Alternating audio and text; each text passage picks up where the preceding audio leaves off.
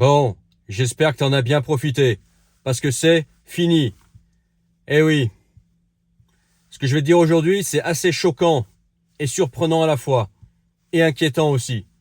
En tout cas, quand je lis ces genres de choses, je vais lire ça sur mon autre téléphone à haute voix, t'en fais pas, eh ben, je me considère chanceux.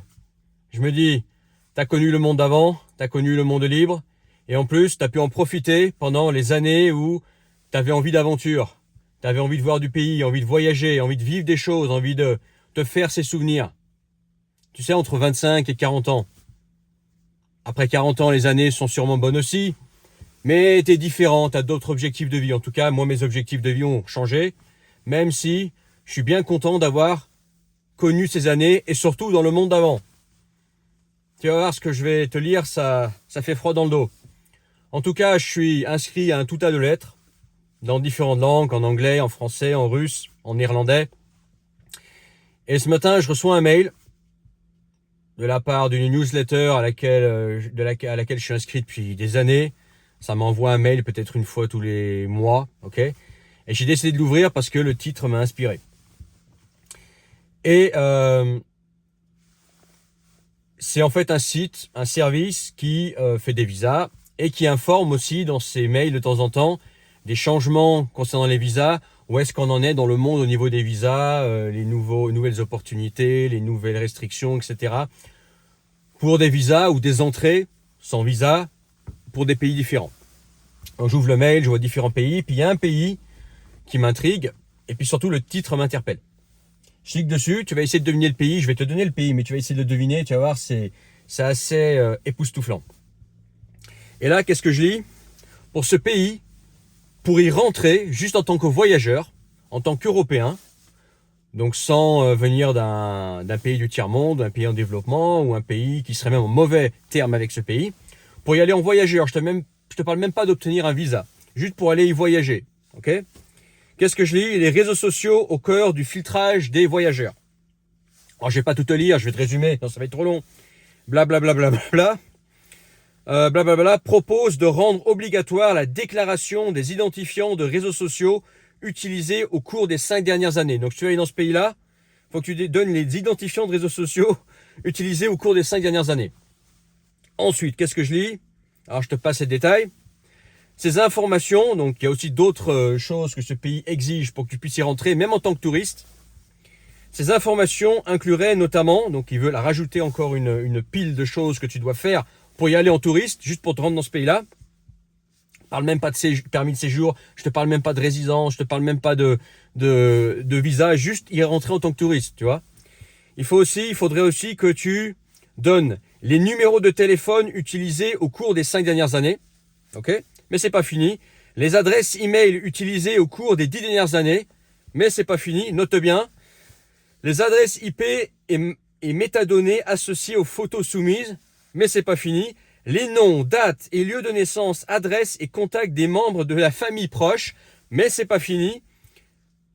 Juste pour faire le touriste, hein, c'est pas fini. Les données biométriques supplémentaires incluant visage, empreinte digitale, iris et dans le cas échéant, ADN, et c'est pas fini, les coordonnées téléphoniques et emails professionnels des 5 à 10 dernières années. Est-ce que tu t'en souviens? Est-ce que tu les as tous? J'espère que tu les as, sinon ça va être compliqué pour rentrer dans ce pays-là.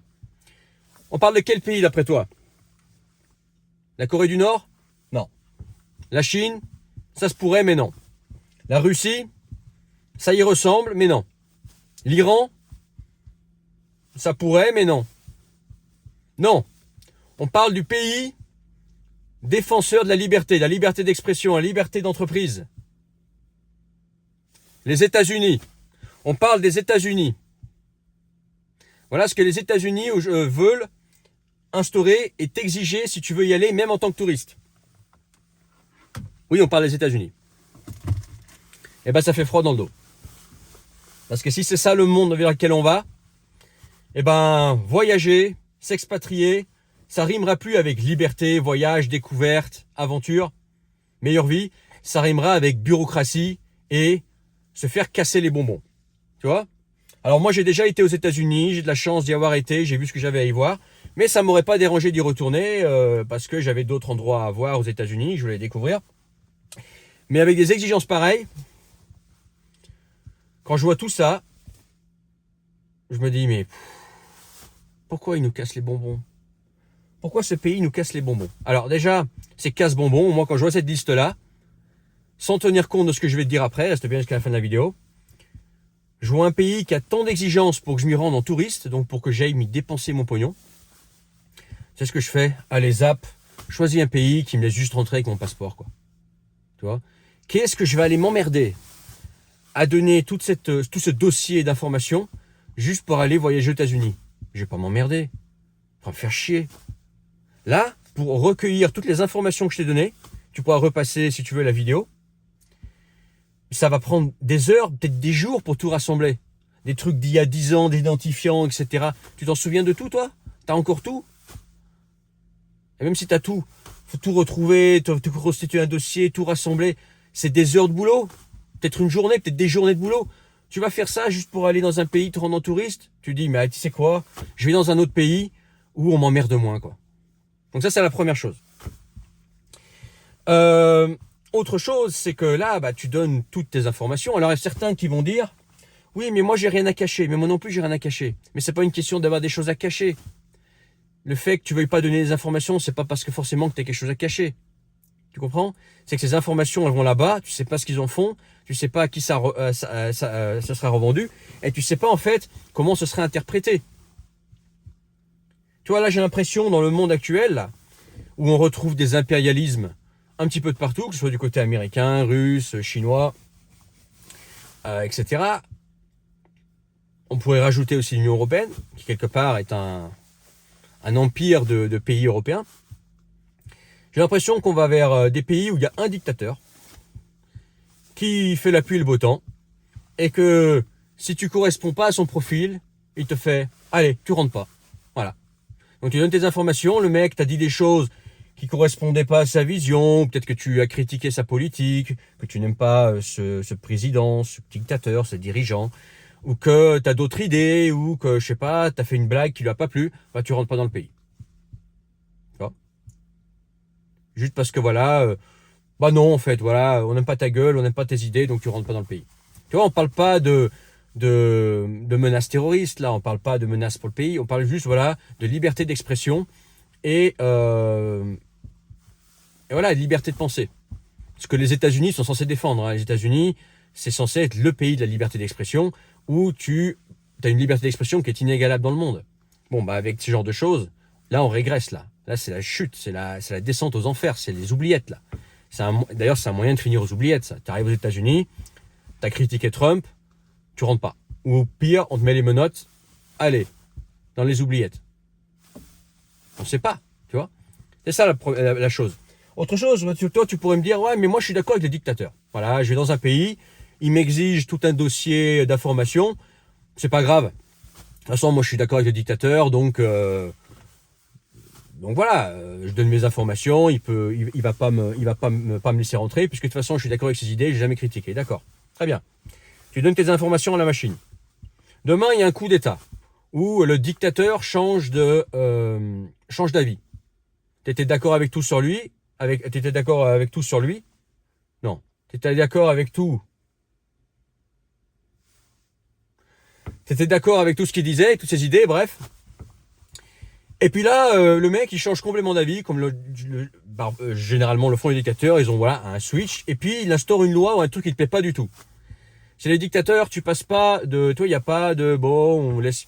Chez les dictateurs, tu passes de ami à ennemi terroriste d'un coup, hein, juste parce que t'es pas d'accord avec lui. Donc aussi bien tu es d'accord avec le dictateur aujourd'hui, demain tu l'es plus. Mais comme tu avais des idées qui ne sont plus compatibles avec le dictateur, maintenant tu es un ennemi quoi pour lui. Tu as un problème. Tu es fiché comme étant hostile. Okay. Autre chose, je sais pas, il y a un coup d'état, un changement radical de président. Tu es d'accord avec le dictateur, tu donnes tes informations, le mec il sait quelles idées que tu as, etc. Super.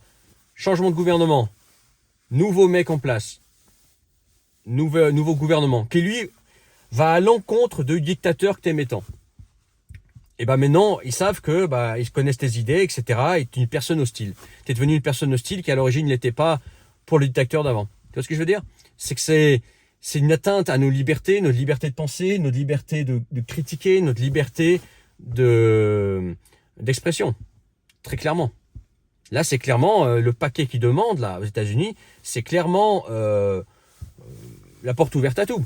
D'ailleurs, même moi avec cette vidéo, est-ce que je vais pouvoir retourner aux États-Unis après? J'en sais rien. Bon là, avec ça, ça va, ok. Thank you, but no thank you. Voilà. On va vers un monde comme ça. L'autre jour, je lisais sur le Japon. Hop, tu vas me dire, ouais, mais c'est les États-Unis, c'est un cas isolé. Je pourrais te prendre la Russie, la Chine, mais bon, je pense que j'ai assez pris ces exemples-là. L'autre jour, je lisais sur le Japon. Au Japon, ils sont en train de durcir les accès au permis de séjour, mais vraiment drastiquement. Par exemple, pour ouvrir une société maintenant, là-bas, les exigences, elles ont fait x5. x5 en termes de pognon, mais ils te demandent maintenant aussi des diplômes, un niveau de japonais, etc. C'est de plus en plus dur. C'est de plus en plus dur pour rentrer et obtenir des papiers au Japon, par exemple, tu vois. De plus en plus de bureaucratie. Alors que bon, le Japon, en ce moment, ça fait pas rêver. Hein. Tu as le yen qui s'écroule, les salaires sont devenus petits. C'est pas un pays qui va bien actuellement économiquement. Tu vois, c'est pas là-bas où tu vas vivre le rêve japonais des années 80. Ok ? Mais tu peux regarder dans d'autres pays comme ça, tu as l'Australie aussi, l'Angleterre. Même la France tu sais que pour les immigrés, ça se durcit. Et pas pour que les immigrés, pas légaux. Eux, au contraire, c'est facile pour eux. Mais pour les immigrés autres qui viennent ici légalement, qui viennent par exemple travailler, s'installer, les taux se resserrent. C'est de plus en plus dur. Le niveau de français vient d'augmenter. Il y a de plus en plus de paperasse, etc. Bref, on va vers un monde de contrôle, de bureaucratie, de paperasse qui n'en est pas une parce que c'est plus de la paperasse mais c'est du gratte-clavier, c'est plus du gratte-papier, c'est du gratte-clavier, mais plus de bureaucratie, de friction, de contrôle, de qu'est-ce que tu as dit, qu'est-ce que tu n'as pas dit, est-ce que tu es compatible avec la politique qu'il y a en place. Et si tu n'es pas compatible, qu'on décide que bah non, toi, j'aime pas ta tête, j'aime pas ta façon de penser, bah tu rentres pas ou tu as des problèmes dans le pays. Et en plus de ça, dès que tu veux voyager, t'es emmerdé. Moi, par exemple, là, avec la liste qu'ils font aux États-Unis, mais moi, je vais pas aux États-Unis. Rien que, je te parle même pas de tout ce que je t'ai dit après. Juste parce que ça m'emmerde de devoir regrouper toutes les informations et des données, de les rassembler. Ça me fait chier. Je préfère aller voyager quelque part où je me pointe avec mon passeport. Voilà, j'ai le droit à 3 mois sur place pour faire le touriste. Et puis c'est tout, quoi. Tu vois ? Qu'est-ce que je vais m'emmerder pour un voyage à rassembler tout ça ? En dehors du fait que c'est une atteinte à la liberté, que c'est clairement de la fouille anale. Je veux dire, là, carrément, quoi, tu vois ? Mais voilà où on en est, quoi. Voilà où on en est. En tout cas, je suis bien content d'avoir connu le monde libre où on voyageait. J'ai voyagé dans plus de 50 pays. J'ai vécu dans différents pays. J'ai vécu en Russie, y compris l'extrême-orient russe, la grande aventure, tu vois, la vraie aventure russe. J'ai vécu en Asie, j'ai vécu en Thaïlande, j'ai vécu en Nouvelle-Zélande, j'ai vécu en Australie, tu vois, j'étais aux États-Unis, j'ai vu les pays d'Europe de l'Est avant qu'ils soient trop chers, etc. J'ai connu la Russie avant 2015. Franchement, je me sens heureux. Il dit merci que le timing, que je sois né au bon moment, que le timing m'ait permis de vivre tout ça dans un monde qui était libre, où tu circulais facilement, etc. Il n'y a pas de cette friction.